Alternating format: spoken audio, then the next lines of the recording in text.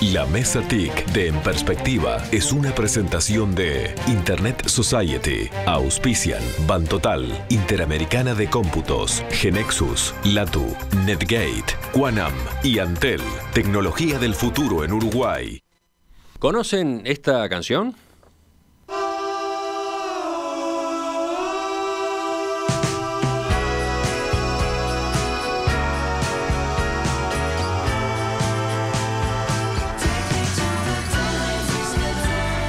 Su título es Daddy's Car y fue compuesta por una máquina. Fue compuesta íntegramente por una máquina que tomó como referencia el estilo de los Beatles.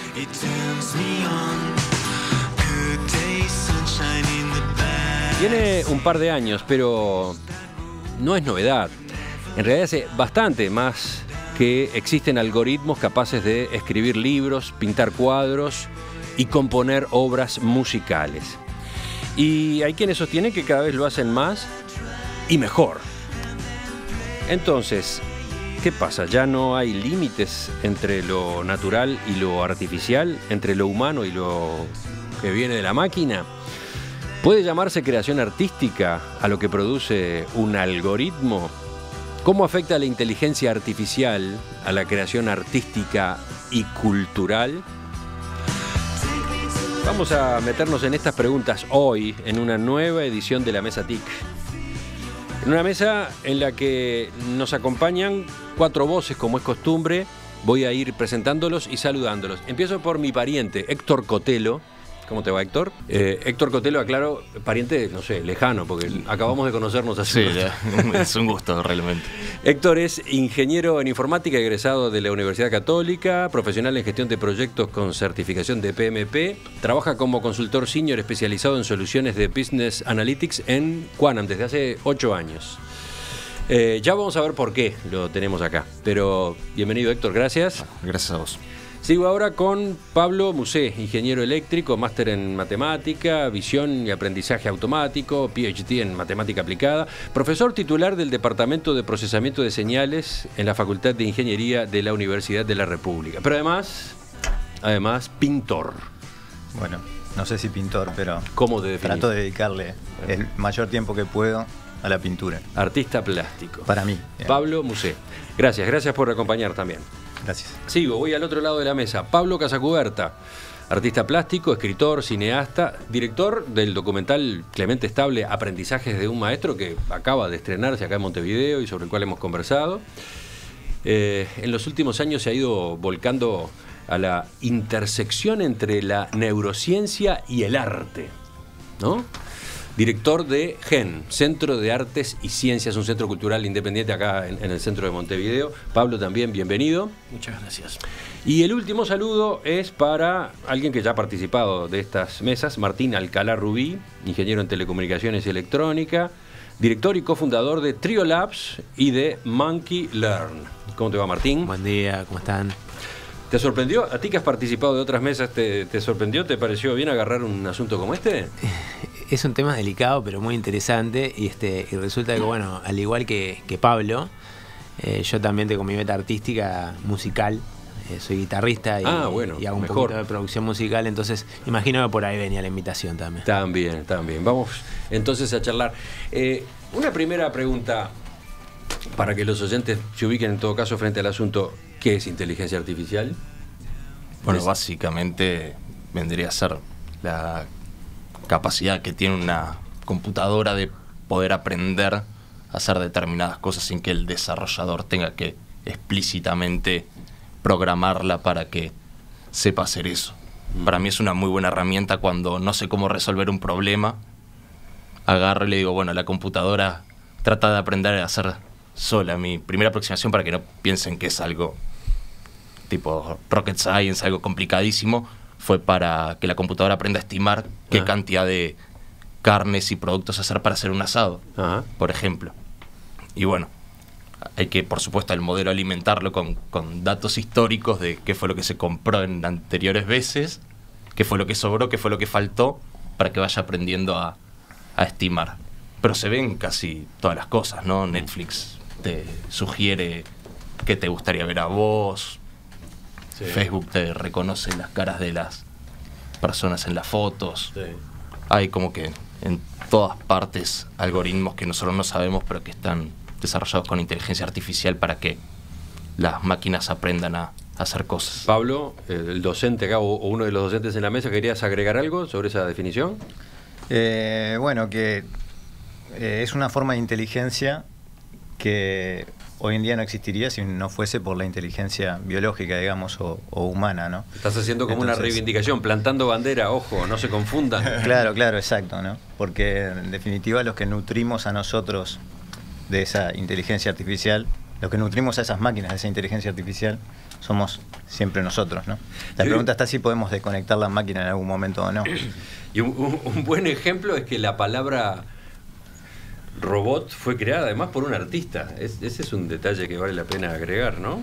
Por Karel Čapek, ¿no? En una obra de teatro. La primera vez que se... Robot viene de robot, de rob, que quiere decir esclavo, en checo. Sí.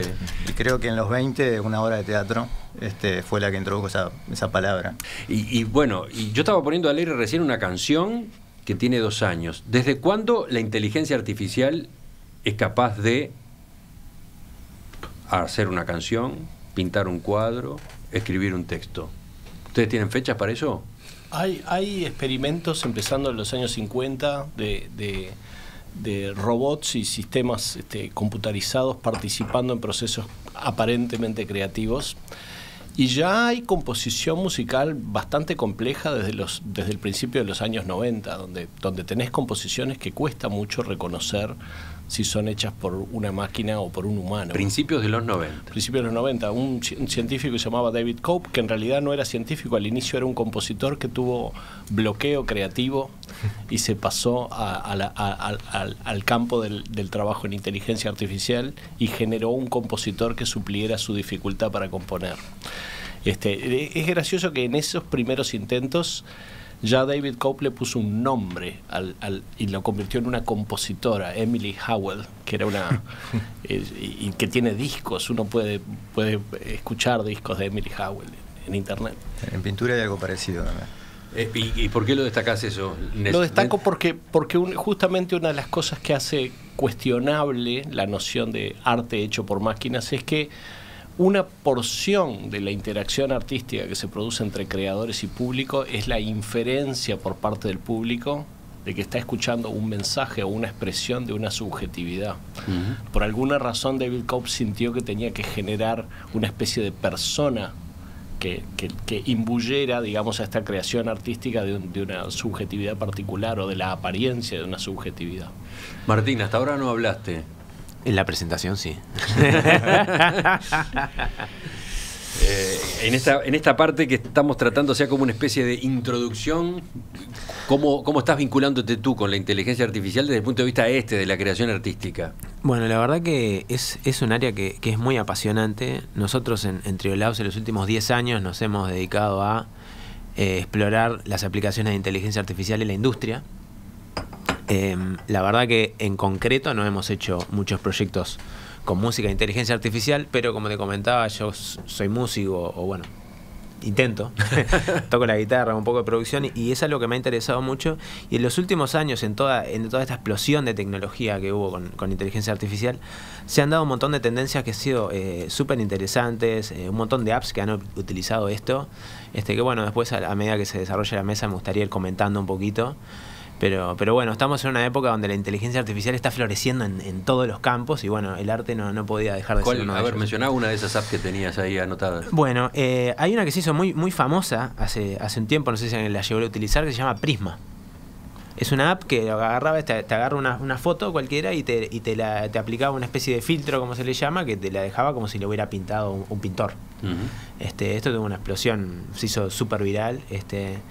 Y bueno, y eso surge de tecnologías de inteligencia artificial que son capaces de emular el estilo de arte de un artista. Uh-huh. Se llama Artistic Style Transfer. De hecho, bueno, aquí traje, no lo podemos mostrar en radio, pero traje una... Después los vamos a ir colocando en la emisión en video, en la grabación de este video. Está muy bien, traje digamos, un paisaje de Stanford hecho en el estilo de Van Gogh, uh-huh, que fue generado por un algoritmo. También capaz podemos comentar algunas cosas esto y bueno, son algoritmos que aprenden el estilo de pintura de un determinado artista y son capaces de reformular una imagen como si lo hubiera imaginado ese artista. Ahí estamos de paso explicando cómo se produce una pintura con inteligencia artificial. Preguntémosle algo más al pintor en todo caso. En realidad este tipo de algoritmos lo que hacen es aprender un poco la geometría que hay en una imagen, la geometría que hay en una pintura, tratar de ver las similaridades y después mapear de lo que va de la pintura a la foto, ¿no? No es algo que sería mucho más interesante de hacer, por ejemplo, de tomar todos los cuadros de Van Gogh, que si bien son muchos, tampoco son tanto como para un universo tan rico como para poder producir un cuadro cualquiera, que yo le pase una foto y que realmente me haga un cuadro al estilo de Van Gogh. Esto es algo bastante más burdo, digamos, que si uno lo mira en detalle, tiene artefactos feos, digamos, ¿no? Artefactos feos. Sí, no se ven bien. O sea, si uno hace un paneo rápidamente, sí, bueno, dice, esto es Stanford con la noche estrellada, es la noche estrellada de Van Gogh. Van Gogh se puso ahí, pintó esta escena en Stanford. Pero cuando uno empieza a mirar los detalles, hay artefactos, cosas que no realmente no las hubiera hecho Van Gogh, son feas, burdas. Entonces, en un primer paneo funcionan bien, pero para hacerlo bien sería extremadamente complejo, porque uno tendría que modelizar perfectamente lo que haría Van Gogh. Ahí justamente Pablo, para mí ahí hay un detalle. Otro Pablo, de Pablo Musea, Pablo Casacuberta. Que son elementos de resolución. Para mí justamente lo interesante es que ni el arte ni la inteligencia son conceptos discretos que empiezan en un cierto punto y fuera de eso no hay nada. Entonces, con respecto a los procesos, por ejemplo, para emular visualmente algo que tenga una apariencia artística, ha habido un creciente aumento en la resolución visual, pero también hay una resolución que sugiere al público intenciones. Nuestra lectura del arte como consumidores de arte, como personas, siempre infiere intenciones, infiere como... ¿Qué quiso decir el pintor? ¿Qué quiso decir el escultor? Una cosa que hace difícil a veces definir la inteligencia artificial es que es bastante difícil definir la inteligencia. De hecho, cuando se hicieron los primeros congresos de inteligencia artificial, ese fue el principal escollo en el camino, que definir la inteligencia, un poco como Bob Dylan decía de la pornografía, no sé definirla, pero sé cuando estoy enfrente a ella. Lo mismo pasa con la inteligencia, la definimos más bien como una zona comportamental que como una unidad discreta. Y por eso, cuando vos haces un sistema inteligente, esa zona, cuán cerca del centro de esa especie de zona conceptual estamos, se manifiesta a través de esa especie de resolución. Y viendo esos artefactos crudos, cuando vos ves, por ejemplo, un chatbot teniendo una conversación, es el momento donde te das cuenta qué importante es el hilar fino. El chatbot es un robot para chatear, ¿no? Un robot con el cual se puede chatear en modo texto.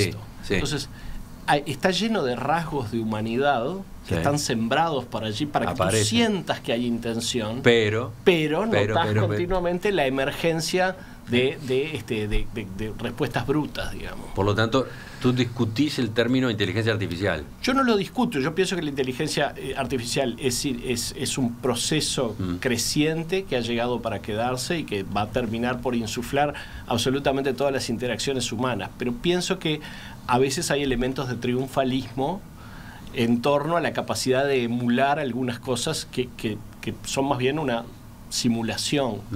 Hay que ser cuidadoso porque también la inteligencia de las personas a menudo es cuestionable. Es cuestionable e incluye grandes dosis de simulación.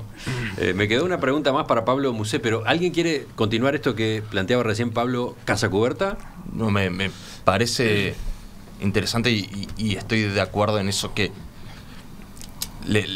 al haberlo hecho una máquina y no un humano le falta esa intencionalidad, como que esa sensibilidad que uno sabe que un humano le pone atrás a las cosas. Una melodía que pueda hacer un humano como que está cargada de mucho más sentido quizás que la que puede hacer una máquina, que es algo completamente nuevo, original, combinando distintas cosas de antes, ¿no? O sea, una cosa no quita la otra. Yo mismo cuando invento algo. También soy músico, pero tecladista, así que nos podemos complementar. Muy bien.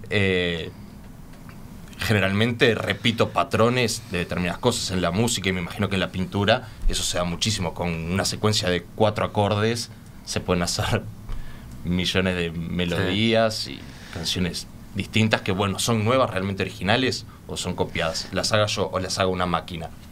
Y me parece que no... Que lo que importa realmente es como que la empatía o la sensibilidad del...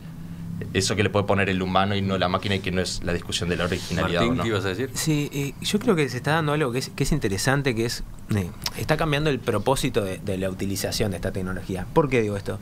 Uno ve esto, digamos, utilizo inteligencia artificial para crear arte, y lo primero que ve es intento emular a una persona que está creando arte, y creo que se está transformando en una herramienta en sí misma de creación.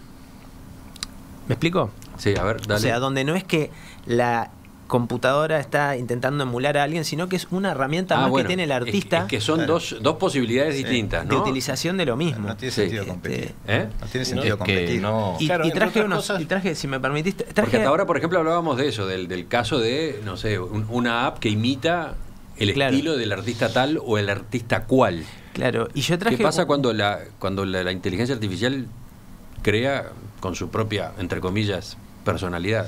Claro, porque yo traje algunas aplicaciones que es como los siguientes pasos a esto, ¿no? Uno intenta emular algo y después intenta crear algo nuevo con esto. Entonces, traje algunas otras apps que utilizan esto como una herramienta creativa, de la misma manera que utilizamos un filtro en el teléfono o un pedal de guitarra. Entonces, por ejemplo, está muy interesante que estas redes que son capaces de generar cosas, por ejemplo, un cuadro pintado al estilo Van Gogh, se han hecho otras preguntas. La gente dice, ¿qué tal si podemos generar la voz humana? Entonces hay un montón de trabajos sobre speech síntesis, que uno lo primero que me viene en la cabeza cuando me acuerdo de esto es aquella escena de Terminator, ¿se acuerdan? Que llamaba y hablaba como si fuera la madre. Y son capaces de generar la voz humana, y no me quiero extender demasiado, pero he visto varios experimentos de filtros que son capaces de que uno cante con sus dotes naturales de cantante y hacerte cantar como si estuviera cantando Michael Jackson, o con una voz extremadamente frondosa, digamos, entre otras cosas. Hay otros intentos que he traído, de vuelta, no me quiero extender demasiado, pero para abrir la polémica, de cosas más radicales, que es decir, ¿qué tal si no solamente genero una imagen a través de una imagen, o un audio a través de un audio, sino genero una imagen a través de un texto? Y ahí se pone más interesante la cosa. Y es bastante común también el pintura a través de música. Por ejemplo, claro, cuando vos decís a través bastante. de un texto, te referís a los experimentos de aprendizaje profundo, donde vos escribís, por ejemplo, un pájaro azul con la cola blanca, escribís ese texto y una máquina genera una imagen fotorrealista a través de muchísimos pasos de refinamiento, donde va generando pájaros cada vez menos crudos, hasta que en determinado momento tenés una foto que la crees. Esa tecnología para mí, o sea, está en pañales todavía, viene de la mano el término técnico son redes generativas adversarias, porque hay como una red neuronal que genera las imágenes y otra como que le pelea y le dice, che, no es lo suficientemente bueno. Y traje unos ejemplos de, como comentaba Pablo, generar flores. Entonces, hay una flor roja con pétalos amarillos entre rojo y demás, y es capaz de generarte las flores, y eso abre un mundo de posibilidades que son realmente infinitas. Imagínense contar cuentos y que el cuento se vaya dibujando a medida que uno lo vaya contando. Para cerrar y no ocupar más tiempo de aire, en una conferencia que estuvimos el año pasado de inteligencia artificial en Silicon Valley, había un investigador que había hecho una app donde, emulando ese comportamiento de que el niño dibuja un pajarito con un fosforito, con un, digamos, de la misma manera que un padre agarra y toma ese dibujo y lo colorea y lo hace más atractivo, una inteligencia artificial era capaz de reconocer que estaba el niño dibujando una mariposa, la coloreaba, le daba textura y le hacía algo más. O sea, creo que por ahí hay una beta muy muy grande, interesante, como una nueva herramienta creativa y no de emulación. Pero, por ejemplo, volviendo a Pablo Musé, yo decía que me había quedado una pregunta. En el caso de no sé, de algoritmos que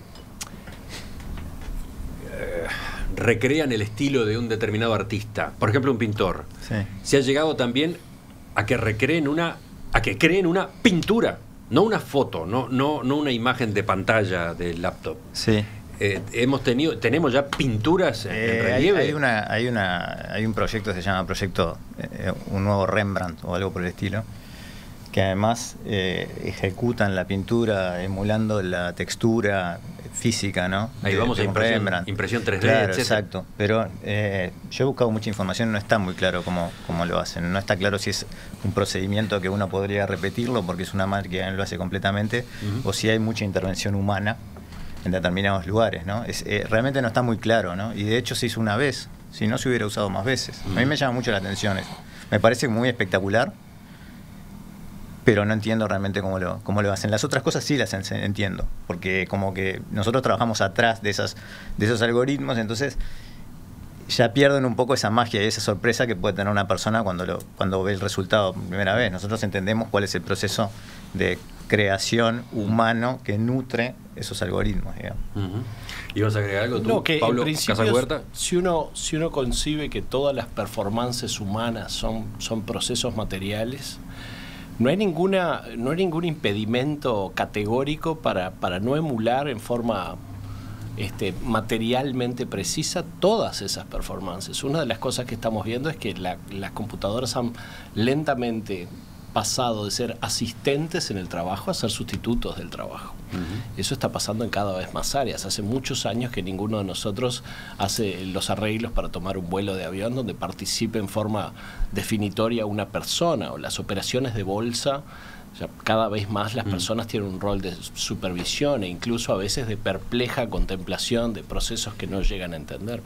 Entonces, yo creo que es importante entender que estos procesos no tienen fronteras y que incluso el surgimiento de la propia inteligencia humana, si la pensás desde una perspectiva darwiniana, no tiene un origen discreto. Si vos vas hacia atrás, no encontrás un punto donde no hay inteligencia, encontrás un punto donde hay menos inteligencia. En seres muy básicos como una bacteria que ya tienen agencia y capacidad de decidir si van para la izquierda o para la derecha, ya hay respuestas inteligentes. Entonces, del mismo modo en que la inteligencia biológica, un poco lo que decía Pablo, la inteligencia artificial es un derivado de la inteligencia biológica y a veces la frontera entre lo natural y lo artificial es muy difícil de establecer. A ninguno de nosotros nos atreveríamos a decir que un panal de abejas es un producto artificial. ¿Te parece que justamente es un derivado de la construcción natural que generan las abejas?